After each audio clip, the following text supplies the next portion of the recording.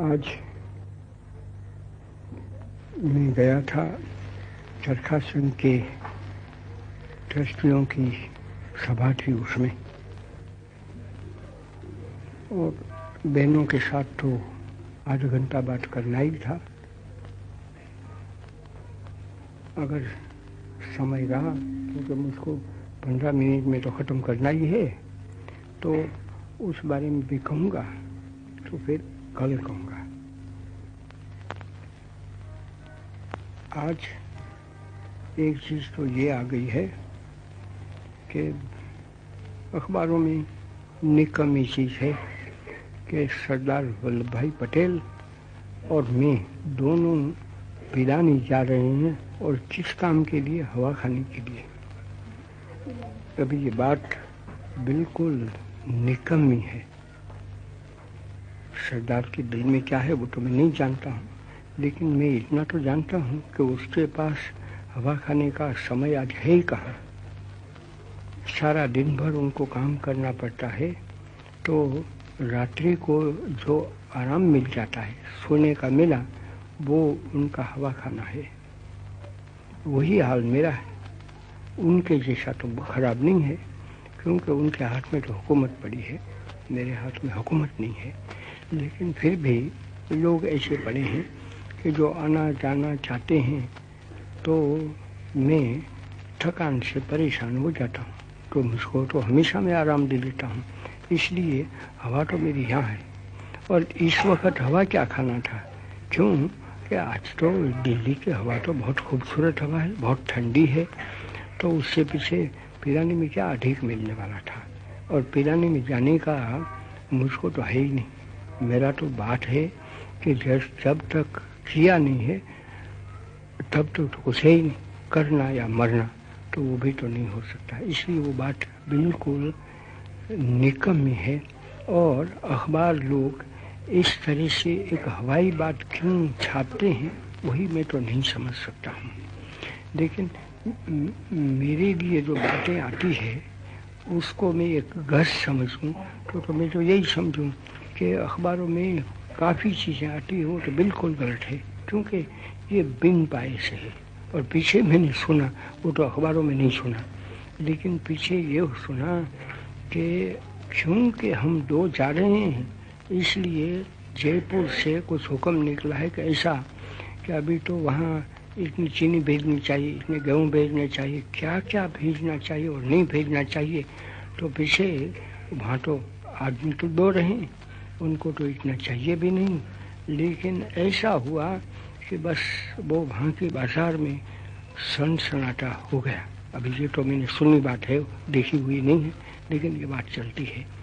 तो ये कितना घोर कर्म है कि जो होने वाली चीज़ नहीं है उसको इस तरह से बनाना, और पीछे ऐसा समझना कि हम ऐसे हैं कि हमारे लिए वो सब बाजार पर भी असर हो जाए कि चलो उसके लिए इतना गैलन दूध चाहिए, इतनी रतल चीनी चाहिए, इतने वो चाहिए, ये चाहिए, जैसे कि हम खाने के ही लिए जिंदा रहते हैं। या तो हमारे साथ इतना बड़ा रसाला डाला जाता है कि वो सब चाहिए, ऐसे तो है ही नहीं। वो भी मिस्किन है, मैं भी मिस्किन हूँ, और आपके जितने सचिव प्रधान हैं उसको मिस्किन मानो। ये है कि आज आलीशान मकानों में पड़े हैं, तो आलीशान मकानों में मैं भी पड़ा हूँ। कहाँ मैं ढूंढूं कि किस तरह से वो काम चलता है। लेकिन आलीशान मकानों में रहते हुए भी अगर मिस्किन से रहते हैं तो अच्छा है, बड़ा अच्छा तो यही होगा। मैं कबूल करूँगा कि वो भी मिट्टी के झोंपड़े में रहें और मैं भी मिट्टी के झोंपड़े में रहूं। वो भी आज करना वो तो खर्च करने की बात हो जाती है। तो कुछ भी हो, मैं तो यही बताना चाहता था कि इस तरह से जो गप उठती है, और मैं तो यहाँ पड़ा था, उसको छापना था तो उसके पहले पूछ लेना था कि भाई पिलानी जाते हो क्या, ऐसा हमारे पास तार आ गया है। और वो भी तो वो एसोसिएटेड प्रेस का, तो मुझको और भी चुभा कि एसोसिएटेड प्रेस वाले, उनकी एजेंसी बड़ी है, मुझको पूछ सकते थे, सरदार को पूछ सकते थे, सरदार बहुत काम में है, इसी काम में नहीं हूँ। लेकिन मुझको तो जरूर पूछ सकते थे कि भाई वो जाने वाला है क्या, नहीं है तो पीछे वो छापना नहीं है तो कह देना कि हाँ, और पीछे पूछना कि तब पीछे तुम्हारे लिए चीनी चाहिएगी, ये सब चाहिएगी कि नहीं चाहिएगी, तो पीछे छाप सकते थे, उसमें तो कोई दुश्वारी नहीं थी। एक तो वो बात मैं कहना चाहता था। और दूसरी बात, आज मेरे पास एक शिंदे भाई का खत आया है। मैं उनका नाम देना नहीं चाहता हूँ, नाम तो उन्होंने दिया है, उनके तरफ से कोई मनाही भी नहीं है, लेकिन कहते हैं कि वहाँ कई आदमी, एक तो मैंने आपको दिया था, नाम उनका नहीं दिया था, कि एक सिंधी डॉक्टर लिखते हैं कि हरिजनों के लिए इतने कष्ट है, तो वो पकड़ लिए गए हैं। उनको इस कारण पकड़ लिए गए हैं कि कोई दूसरा कारण वो तो मैं नहीं जानता हूँ, लेकिन उनको पकड़ लिए, वो नाम देते हैं। और दूसरे भी उन्होंने नाम दिए हैं कि इतने आदमी जो हरिजनों की सेवा करने वाले थे और जो सेवक, उनको काफ़ी लोगों को पकड़ लिए हैं। ऐसा आज सिंध में चलता है। इतना ही सही कि वहाँ किसी का खून नहीं होता है, लेकिन जैसा मैंने कल ही बता दिया कि वो खून से भी बदतर है। खून तो एक आदमी का कर लिया, ख़त्म हुआ, और पीछे सब समझ जाएं कि हाँ ऐसा करते हैं। लेकिन इस तरह से लोगों को वो परेशान करके मारना, वो तो बड़ी बुरी बात हो गई। तो ये बात अगर सच्ची है, और वो लिखते हैं कि बिल्कुल सच्ची बात है, जैसी बनी है, नाम थाम देते हैं, तो सच्ची होनी चाहिए, ऐसा मैं मानकर बैठता हूँ। तो मैं ये कहूँगा कि इस तरह से लोगों को पकड़ना और लोगों को पीछे अभी काम चलेगा, क्या होगा क्या नहीं, वो तो कुछ पता ही नहीं है, लेकिन आज तो पकड़ लिए हैं। इतना है, एक आदमी है, उसको पकड़ तो दिया, पीछे उसको छोड़ दिया। मुमकिन है कि दूसरों को भी छोड़ेंगे, और ऐसा बनता भी है। मैं कोई इल्ज़ाम रखना नहीं चाहता हूँ पाकिस्तान की हुकूमत पर, लेकिन पाकिस्तान की हुकूमत को मैं सावधान तो करना चाहता हूँ कि इस तरह से अगर करते रहें तो कहाँ तक पीछे सिंध में जो कार्यकर्ता है वो रहने वाले हैं, और कहाँ तक गरीब हरिजन लोग पड़े हैं वो रहने वाले हैं। और कहते हैं ऐसा कि क्योंकि हरिजनों के पास से काम लेना है, मजबूर करके काम लेना है, इसलिए ऐसे लोग रहने नहीं चाहिए कि जो हरिजनों को मदद दे सके। इसको मैं बहुत बुरी बात समझता हूँ। और वो चाल तो पिछले अंग्रेजी ज़माने में हमको पता है कि चलती थी, तो आज क्या हम भी ऐसी ही चाल चलने वाले हैं? तो मुझको ये लगा कि ये भी मैं आपको एक थोड़ा सा कह दूँ। अभी चंद मिनट तो अभी पड़ी है, तो मैं वो जो बातें वहाँ हुई उसमें से एक बात तो मैं आपको सुना दूँ, और वो औरतों की बात है, क्योंकि वो कस्तूरबा संघ का सिलसिला है। वो तो इसी कारण है ना कि देहात, 60 लाख देहात, वहाँ की जो बहन पड़ी है और बच्चे पड़े हैं, उनकी सेवा करना, उनकी जागृति करना, वो काम कस्तूरबा सेवा संघ का है। अभी यहाँ तो बड़ा मामला चल रहा है कि इतनी औरतों को, लड़कियों को भगा गए। एक तरफ से मुसलमान भगा गए हैं, हिंदू सिख लड़कियों को, और यहाँ दूसरी तरफ से हिंदू और सिख मुसलमान लड़कियों को भगा गए। वो छोड़ दो कि कौन ज़्यादा लड़कियों को भगा गए हैं या तो कौन कम, लेकिन कुछ भी हो, एक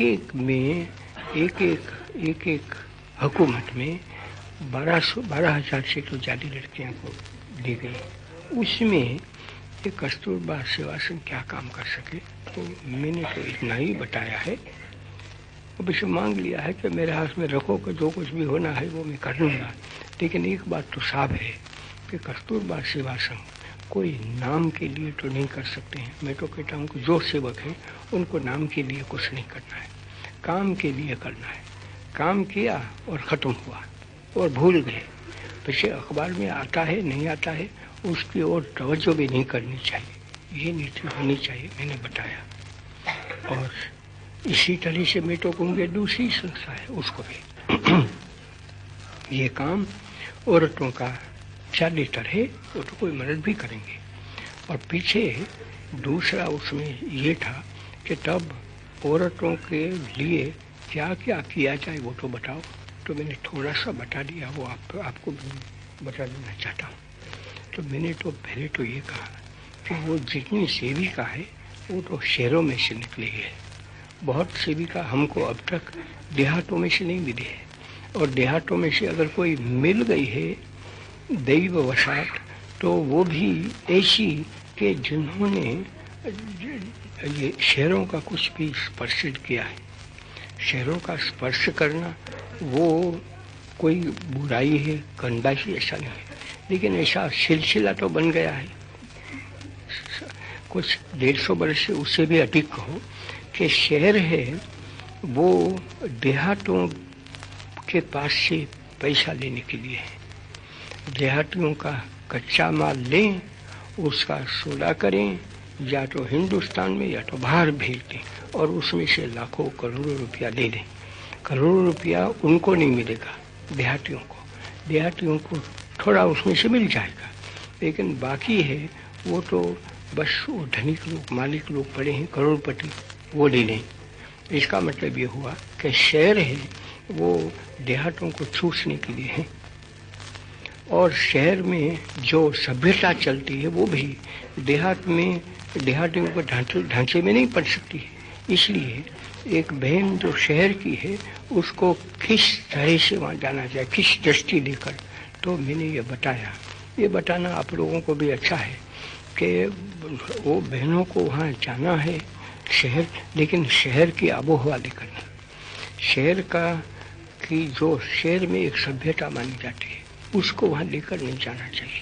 भाई माना कि एक बहन है, उसके पास पैसे हैं, उसके पास मोटर बड़ी है, उसके पास रंग राग की चीज़ें पड़ी है, शौक की चीज़ें पड़ी है, उसके पास तो मखमल है और ऐसी चीज़ें पड़ी है कीमती, और वो कहो कि वो दांत साफ करने का तो वो बाहर से या तो यहाँ मंजन पड़ा है वो ले लें, उनके पास वो टूथब्रश पड़े हैं वो ले लें, और ऐसी बस एक अच्छे खूबसूरत लगते हैं ऐसे बूट बनाए हैं, या तो जूतियाँ बनाई है, या तो चप्पल बनाई है, कुछ भी हो, लेकिन उसमें एक चीज़ तो पड़ी है ना शहर की, ये सब लेकर वहाँ चली जाए तो वो देहातों का क्या करेगी, देहातों की सेवा कैसे करेगी। देहातियों के लिए तो हो गया कि ये आदर्श है, ऐसे हम बन जाए। अगर सब देहातियों को ऐसे बनना है तो वैसे ठीक ही है ना कि देहातियों को हम खा जाते हैं। तो हमारे लिए तो ऐसा है कि देहातों को के लिए शहर रहते हैं, तो शहर है वो देहाती के मातेहत, और देहातों के मातेहत देहातों को समृद्ध बनाने के लिए, देहातों में पैसे भेजने के लिए, देहाती जो सभ्यता है उस सभ्यता में जितना ज़्यादा बढ़ाने के लिए करना चाहिए उसके लिए है, तो एक उल्टी सुलटी बात हो जाती है। तो मैं सारा का सारा मैं तो नहीं जानना चाहता हूँ, मैं तो इतना ही बताऊँगा कि मैंने ये बताया कि जो बहनें वो सेवा करने वाली है उनको अगर सच्ची सेवा करनी है, लेकिन वो देहातों को चूसना नहीं है, तो उनको विवेक शक्ति रखना होगा, और विवेक दृष्टि रख के जो देहातों में जा सकती है चीज़ उसी को वहाँ लाना। जो सुधारना करनी है वो भी देहात की ढांचे में रहकर करें, तब तो हमारी 7 लाख देहात पड़ी है वो आज बिल्कुल गिरी हुई है, वो ऊपर आ सकती है। ऐसे हम नहीं हैं कि देहात में तो सब जंगली लोग रहते हैं, देहात में कुछ हुनर नहीं, कला नहीं, या तो वहाँ के जीवन में कुछ भी अच्छापन है नहीं। देहाती जीवन में तो बहुत खूबसूरती भरी है, ऐसा मेरा मानना है। वहाँ बहुत कला भरी है। देहातों में जो अनेक प्रकार के उद्योग पड़े हैं, वो उद्योग तो यहाँ तक मशहूर हो गए कि सारी दुनिया ने जान लिया है। वो कोई शहरों का के उद्योग नहीं थे, वहाँ के उद्योग तो ऐसे रहें कि जिस उद्योग को खींच जाने के लिए पश्चिम में उन्होंने पीछे यहाँ से नमूना दे गए, ये हम देहाती हैं। तो इसलिए मैंने कहा कि देहातों में जो बहनों को सेवा करना है, उन बहनों को इतना तो समझ लेना चाहिए कि जो जो जो शहरों में है उसको रख ले। शहरों की जो उत्तम वस्तु है, जो नीति वर्धक है, उन चीज़ों को तो ले जाए, लेकिन बाकी चीज़ों को शहरों में रख दे और देहात में जाती हो तो देहाती जैसे बनकर चली जाएगी। तब हिंदुस्तान के करोड़ों बहन हैं, उनके बच्चे कच्चे हैं, उनको हम ऊंचे लाने में, लेने जाने में मदद दे सकते हैं। इतना ही हम कर सकते हैं।